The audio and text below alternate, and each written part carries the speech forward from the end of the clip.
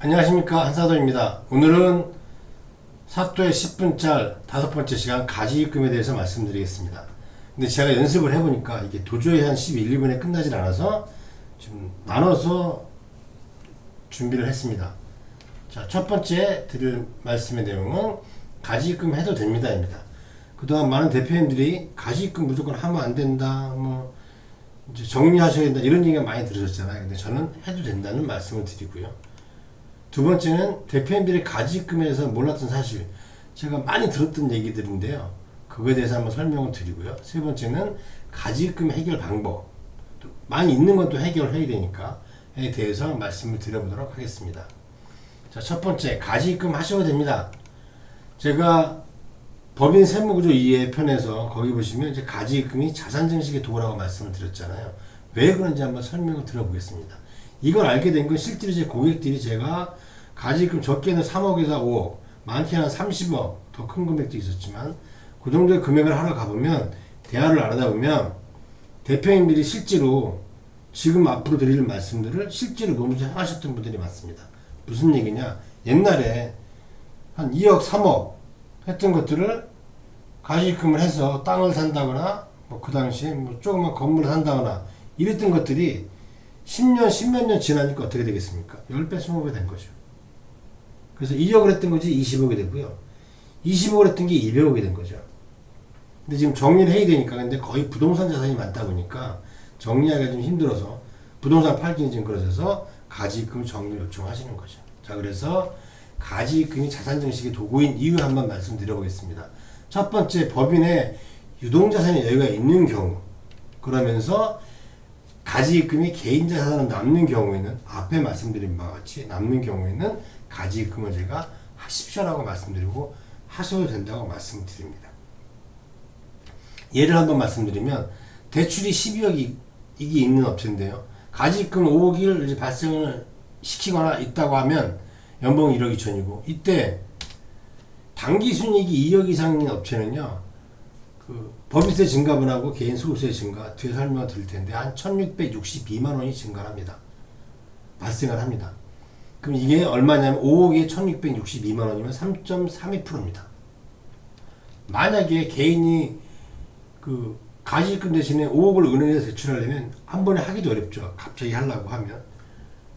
그 다음에 이율도 4에서 5% 높습니다. 자, 이걸 한번, 대출금이 12억, 가지입금이 5억이라고 하면 첫 번째, 지급이자 송금밀산입이라는 항목에 해당이 됩니다. 가지입금이 5억이 있으니까 12억이 5억이면 41.7%입니다. 대출 대비 비율이. 그럼 대출이자 3,600만 원 중에서 1,500만 원이 부인됩니다. 비용으로 처리가 안 되는 거죠. 그러면 송금밀산입 손실로 해서 법인세 증가가 313만 5천 원이 더 늘어나게 되는 꼴이 되고요. 두 번째로 인정이자 입금 산입해서 가지입금의 인정이자 4.6%의 금액을 법인의 입금 이익으로 처리를 합니다. 그러면 가지입금 5억에 4.6%면 2,400만 원, 거기에 19%면 480만 7천 원이 법인세 증가가 발생을 합니다. 세 번째, 이게 중요한데요, 이게 뒤에 또 설명을 드릴 겁니다. 인정이자 상해 처리가 있습니다. 대표님 급여가 1억 2천이라고 했잖아요. 그러면 2,300만 원을 기타 소득으로 합쳐져서 1억 4,300에 대한 세금이 발생을 합니다. 그러면 차액이 867만 7,900원이 증가하는데, 얘는 뭐로 증가하냐? 대표님의 개인 소득으로 증가를 합니다. 그러면 결과적으로 가지입금 5억의 연 이자가 1,661만 9,900원으로 3.32%밖에 되지 않습니다. 상당히 낮다고 할 수가 있는 거죠. 개인 사업자는 42%, 45%의 높은 세금 내고 남은 돈 갖고 만약 뭔가 5억을 주고 산다고 하면, 법인의 대표는 법인에 있던 돈 5억을 가져가서 쓴다는 거죠. 낮은 세금 내고 남아있던 돈으로. 그래서 앞에 말씀드린 것처럼 법인 사업, 개인 사업자처럼 돈 쓰기가 용이하지 않다, 법인은, 이건 잘못된 상식이라는 겁니다. 자, 사례를 한번 들어보면 7억 정도의 부지가 있었습니다. 그 공장 옆에 부지인데, 이 회사가 이제 부도가 날 것 같으니까 이 대표님이 친한 대표님한테 내 옆에 그 부지 좀 사줘라라고 얘기를 한 거죠. 그랬더니 대표님이 이 대표님이 7억 정도 하는데 5억이 팔겠다 이러니까 좋다 하고 내가 사겠다는 거죠. 근데 그때 은행 대출을 받으려면 시간이나 뭐 이런 것들이 어려우니까 이때 가지입금을 하는 겁니다. 근데 팔았습니다. 그럼 1년 후에 제값 받고, 꼭 1년은 아니지만 계산하기 쉽게 1년에 7억 원에 매도하면 2억의 이익 차익이 발생을 합니다. 그러면 양도소득세 1억 내겠죠. 그 다음에 가지입금 세금은 앞에 1662만 원이잖아요. 1년 동안. 그러면 얼마가 남습니까? 남은 1억에 대해서 8338만 원이 남게 되는 거죠. 그래서 하셔도 된다. 이렇게 말씀드리는 겁니다.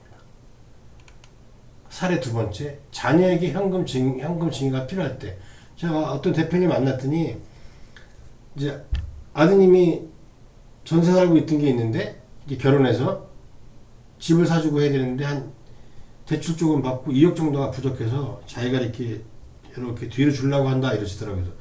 그러면 안 됩니다. 이렇게 얘기가 된 거죠. 그래서 뭐를 했냐? 아드님이 근무했으니까 가지입금을 주셔라고 얘기한 거죠. 근데 갚는 게 문제가 되잖아요. 갚는 거는 배당이나 급여 인상으로 순차적으로 상환을 했다는 거죠. 자, 가지입금이 2억을 하는 거였었고요. 그 당시에 자제분 연봉이 4천만 원이었습니다. 자, 그러면 어떻게 됩니까? 법인세 증가가 지급자 성금별 산입에 120, 인정자 입금 산입으로 190, 그리고 상여 처리로 130만 원. 전체적으로 보면 2억에 대해서 연 이자가 453만 6,400원이니까 어떻게 됩니까? 2.27%밖에 되지 않습니다. 은행에서 2억 빌리라고 해보십시오. 훨씬 넘어가죠. 자, 그러면 어떻게 상환을 하느냐는 거죠. 자, 여기 보시면 이 대표님이 이 자제분이 4천만 원 사모님이랑 똑같았었는데 이제 제가 급여 인상도 했다 그랬잖아요. 그 다음에 여기 자녀가 학생이라 이제 급여가 아니라 이제 급여가 있는 거라고 앞에 했던 큰아드님이랑 비교를 한번 해보려고 하면은요, 사촌일 때랑 자 2억을 배당을 했습니다. 그러면 어떻게 됩니까? 이제 큰아들 작은아들한테 50%씩 1억을 줍니다. 그러면 급여 1억을 올렸고 배당 1억을 했으니까 총 2억을 간 거고요. 만약에 그 전에 급여를 안 올렸으면 4천에 1억이니까 1억 4천이 되겠죠. 근데 세금은 얼마가 나느냐? 급여세금, 배당세금, 그 다음에 증여세금도 발생을 합니다. 그러면 2억일 때 4,300만 원, 1억 4천일 때 2,290만 원 정도가 나간다는 거죠. 그럼 세율은 21.8%에 16.4%고 남은 돈은 실제로 가져가는 돈은 1억 5,600에 1억 1,700입니다. 그러면 결혼했으니까 4천에서 1,600 정도 더 줘서 5,600 연봉을 쓰라고 하고 1억 원, 남는 1억 원 갖고 상환하는 거죠. 그리고 두 번째 해에 또 이제 초과 배당을 해야죠. 그러면 1억에서 세금 2,600 정도 빼니까 0.8400만 원, 여기는 1억에서 1,700 뺐다고 치면 8, 3. 여기는 7, 4죠. 이렇게 되면 어떻게 됩니까? 두 번째에는 똑같은 금액은 똑같고요. 세금이 이렇게 돼서 1억 5,200, 1억 1,000 남는 거죠. 자, 여기 보시면 앞에하고 조금, 앞엔 1억 5,600인데 이번엔 1억 5,200. 그러면 5,200만 원 쓰고 1억 원 갚는 거죠. 그럼 2년 만에 2억 원 상환하는 겁니다. 굳이 뒤를 주거나 이럴 필요 없이 그냥 2년만 하면 또 효과가 어떻게 되겠습니까? 이렇게 주면 주식가치 감소 효과도 있죠. 왜? 배당을 했으니까. 가지입금은 자산 증식의 도구이기 때문에 이럴 경우 사례 1, 2처럼 자녀한테 현금 증여를 하거나 대표님 뭔가를 매입할 때 사실은 사례 1에도요 이 5억을 대표님 혼자 한 게 아니라 사모님하고 자녀분들하고 나눠서 가지입금을 해서 주식을 샀습니다. 땅을 샀습니다. 그럴 땐 더 세금이 싸지죠. 오래되고 많은 가지입금을 정리해야 됩니다. 자, 이 말씀을 드리기 전에 앞에 제가 첫 번째, 두 번째 말씀을 드릴 때 몰랐던 사실이라 대해서 알려드린다고 말씀드렸잖아요. 앞에 설명드렸던 업체인데 12억 개의 가지입금이 5억이 있습니다. 이렇게 중요한 세 가지 때문에 세금을 1,660만 9천원을 더 낸다고 그랬잖아요. 그런데 이 인정자 상해처리 부분이 문제가 되는 게 뭐냐면 제가 대표님들을 만나서 한 적게는 3억 5억부터 한 30억까지 이제 가지입금 정리하다 보면 얘기를 나누다 보면 이제 그런 얘기를 많이 하십니다. 나는 내가 별로 쓰지 않았는데 옛날에 조금 한두 번 쓴 거 말고는 없는데 가지입금 왜 이렇게 늘어났는지 모르겠다. 이렇게 말씀을 하십니다. 그게 두 가지 이유가 있는데요. 첫 번째 이유는 법인에서 쓴 자금이 출처가 불분명하면 세무사들이 다 그냥 가지입금으로 답니다. 근데 그거는 많이 늘어나질 않거든요. 대표님 가지입금이 오랜 기간에 많이 늘은 이유는 지금 설명드릴 이유 때문에 그렇습니다. 제가 만나보니까 이런 경우가 많더라고요. 뭐냐면 법인의 60, 70%는 이렇게 합니다. 인정이자 상여처리 대신에 상환 방법을 씁니다. 이 인정이자 2,300만 원을 이렇게 소득에 합산해서 세금 내는 게 아니라 연말에 대표님들 많이 겪어보셨을 거예요. 연말 되면 뭐 얼마 넣어라 회사에 입금시켜라 이렇게 말씀합니다. 입금시켰다가 연초에 다시 받아가는 거죠. 이런 경우도 있으시죠. 이게 바로 상여 처리를 하지 않는 겁니다. 왜? 대표님이 860만 원이나 내야 되니까 세금 안 내게 하는 거죠. 이러면 세금 안 냅니다. 그렇게 2,300원 넣었다가 나중에 빼면 이 세금 안 냅니다. 근데 이게 문제가 된다는 거죠. 만약에 1년을 이렇게 하잖아요. 첫 해.